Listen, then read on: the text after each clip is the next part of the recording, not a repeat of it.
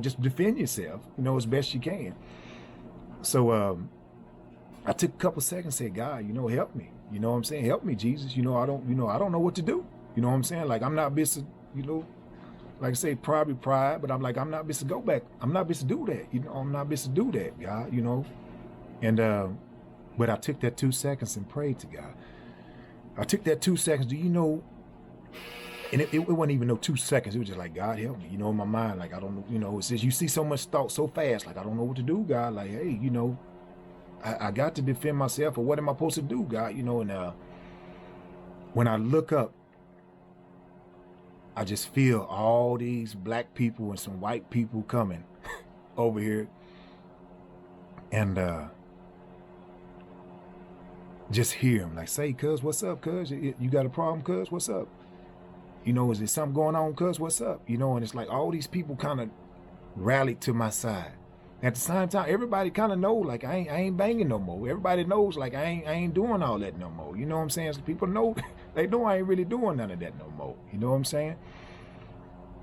And it's like the same time, though, God sent all these people. I'm telling you, like, man, like the whole other side of the cafeteria, people I didn't even know. A lot of people, man, there's people I didn't even know. Like, say, cuz, what up, cuz? You hear all these, say, just people just ready to gang bang and fight and stuff, like, hey, cuz, what up, cuz? You all right, cuz? And people just step up, and slide that way.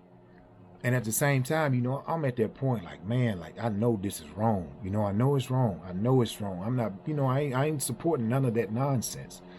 So I'm like, no, it's no issues, man. It ain't nothing going on. Everything cool, everything cool. At the same time, I'm looking at the Spanish guy, the main one who's talking. And God, like I said, this time God has me wide open. I mean, like, wide open, just seeing a whole different life. And I'm looking at this guy, how we call it mean mug. He's mean mugging me, but his mean mug is like a strained mean mug. And I'm seeing, like, man, this guy he's trying to find the courage to do what he know he has to do as a gangbanger. He got to swing on me. He got to take me out. He got to do something. But he's trying to find that courage to do that. He's trying to find that courage to do that. And I'm looking at it. I'm looking at him, see that. And I see the fear in him because he don't really know what to do. And his other two homeboys, they right there with him and they don't know what to do. So all the rest of the homeboy, all the rest of the Spanish people, they right there too. But you got these three in the front. And in reality, nobody really wants to die. If you want to die, you'll kill yourself. God willing, you'll kill yourself. So the rest of these gangbangers, ain't nobody really just wanting to die like that. You know what I'm saying?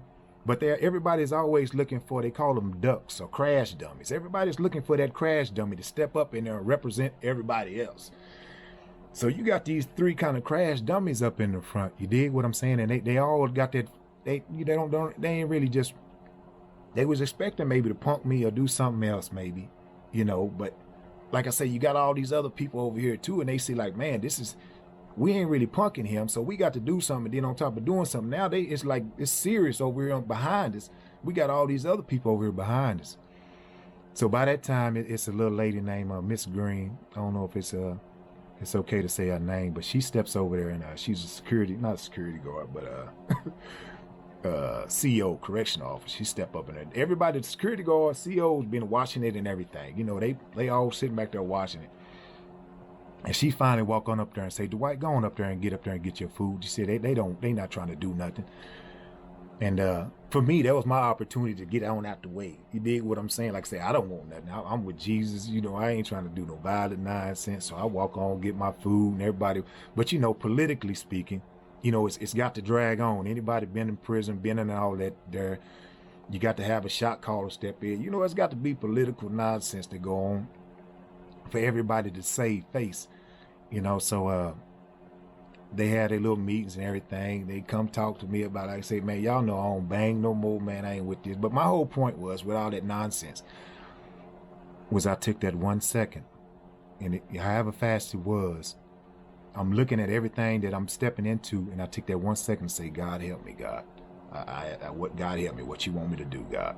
I took that quick flash on part of this test. I took that quick flash, just say, God help me. And how he stepped in there was amazing. It shook me up, amazingly shook me up, man. It shook me up. And that was my first test on no weapon formed against me shall prosper. That was the first test on no weapon formed against me shall prosper. And I've held on to that promise, till my 2 wheels fell off my semi truck, a couple of weeks ago. The 2 back wheels.